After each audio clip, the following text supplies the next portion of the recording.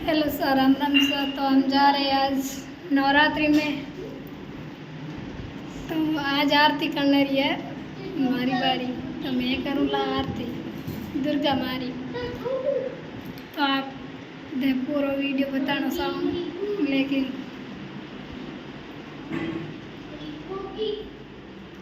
पहले थोड़ा खाना भी जो बनाना, फिर प्रसादी वगैरह लेना आया। तो जावला आरती करने वास्ते।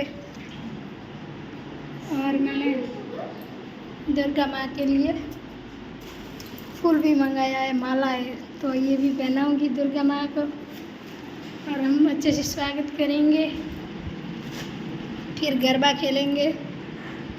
तो आप मेरे वीडियो में जुड़े रहना।